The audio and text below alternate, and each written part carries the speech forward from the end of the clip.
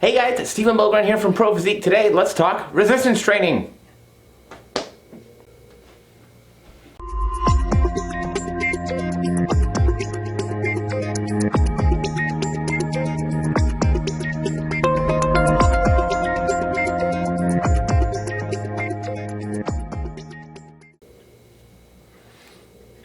So hey everybody, hope you're all having a wonderful Monday. Man, good weekend. Dressed myself again, as you can, if you can't tell.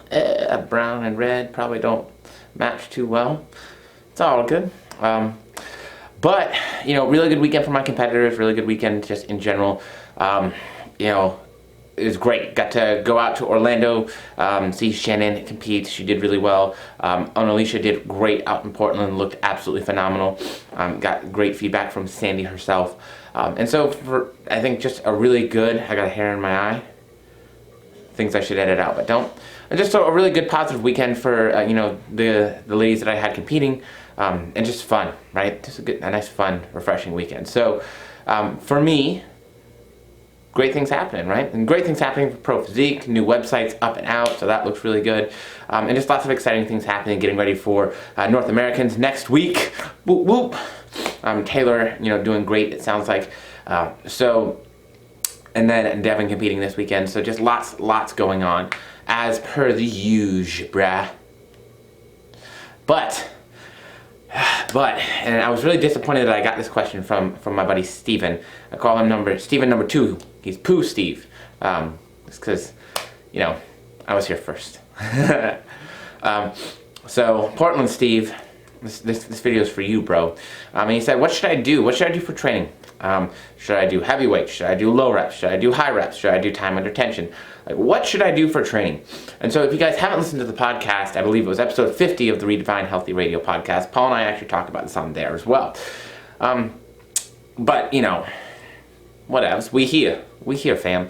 So I said, all right, man, well, again, and it's really one of the sayings I say probably way too much because it's pretty creepy, but there's multiple ways to skin the cat, right? I don't have cats, I promise, guys. I don't, it's not me doing it. I don't know who's out there, but fuck that guy. It's weird. I don't know, maybe it's not. Maybe like, are cat pelts a thing? I don't know. Comment, let me know. But that's the saying. I didn't make it. It just is, okay? And so, at the end of the day, there's a lot of different ways that we can utilize resistance training to sort of facilitate that we're growing and we're making progress. So if you're just starting, it doesn't matter. Do something. Do anything. Like, your body's going to respond. It's great. It's this wonderful thing. I wish that I had what we like to call the newbie gains, because they're phenomenal. But if you're just starting, just start. Work out. Do full body a couple days a week. When you feel like that's kind of starting to go to 3 days a week, Then maybe start doing a split where you're like, all right, well, maybe I'm going to do legs once a week and upper body twice. If you're a bro, maybe if you're, want the booty gains, you're going to do legs twice a week and upper body once, right? Yeah. You can't see my butt, but I would butt pose if you could. So, it's really simple at first.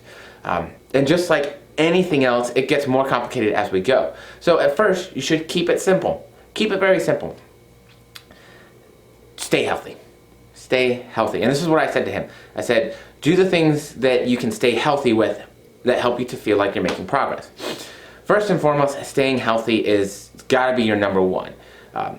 Before anything else, you have to work. Your body has to work, right? So if you feel like maybe some tendonitis starting to flare up, or you're like, oh man, that kind of tweaked my back a little bit, like fucking end it there. Take a day off. It's not going to be the worst thing ever. It's not going to kill you. It's not going to destroy all your progress. You're not going to get super weak and, lose all your muscle in a week. That's not how it works, right? So first and foremost, long-term, stay healthy. That's it. That's your number one goal.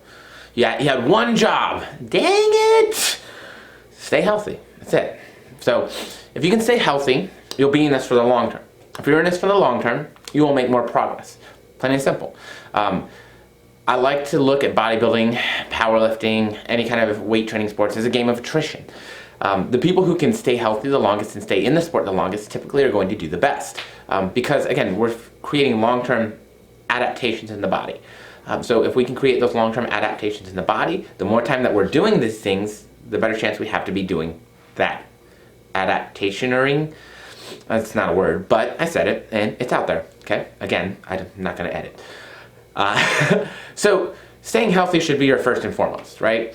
And just keep it simple. Go in, do reps, do sets of 10, do sets of 12, do sets of 15. Don't feel like you have to push it all the time. One of the things that I truly believe is that good progress is made sub-maximally. If you are out there training to failure all the time, maximal lifting all the time, you're probably not going to be making a ton of progress.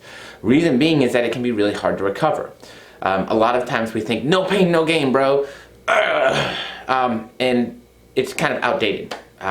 Yeah, you have to work hard. Yeah, you have to challenge yourself. Yes, some days are going to be important that you do, you go a little bit harder. But for the most part, I truly believe that training is made sub-maximally. If we're continually trained to failure and fatigue is so high that recovery doesn't happen, well, you don't make any progress because you can't come back from what you've done, right? It's like burning a bridge. Once that bridge is burned, I can't go back, but it's continually over and over in your body and eventually gets back to where it was. And it's not really a good analogy, but I said it. Again, it's just a theme for the day, guys. So stay healthy, keep it simple at first. Those are the main things, right? You don't need to overthink it. You don't need to get sold on some super complex principle. The principles of strength training are fairly simple and straightforward, right? There's a million different ways and applications, but the principles, that's what we want to say. We want to increase volume over time. That just means if I did 5 sets at, 50 pounds, over time I want to get to 5 sets to 55 pounds, right? But I want to get to 5 sets of 60 pounds for the same reps. I want to increase volume over time, right? Reps times set times weight. I want that total number to go up over time, right? I want to put strain on the muscle. I want it to swell. I want to perform mechanical work, mechanical tension. I want to do those kind of things that we know work. So it's very simple, in the big scheme of things. So we have to keep that big scheme option and outlook going. I think what often happens is somebody's trying to sell us on something very particular, right? Or very advanced. And so for somebody who's very advanced, that can be awesome and that can be super helpful and that can be very beneficial. But for the vast majority of us, it's not something we need to be worrying about right now. Not yet. Not yet. So we want to make sure that we're paying attention to the things that are applicable to us, the things that really matter to us. Which obviously first and foremost goes back to staying healthy and injury-free. And 2, the big picture. What is the big picture? Am I getting stronger? Am I putting on muscle? Am I feeling better? Are my energy levels better? Am I able to eat more food and maintain weight? That's the one that's important to me. How are those things looking? So it goes back to the KISS principle. Keep it simple, stupid.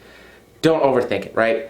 There are a million different ways to do it. You can do negatives, you can do time under tension, eccentric reps, you can do blood flow restriction or occlusion training, you can lift heavy, you can lift light, you can do this, you can do that. You can do drop sets, you can do pyramid sets, you can do undulating periodization, you can do linear periodization. There's a million different things that can get us really, really confused and kind of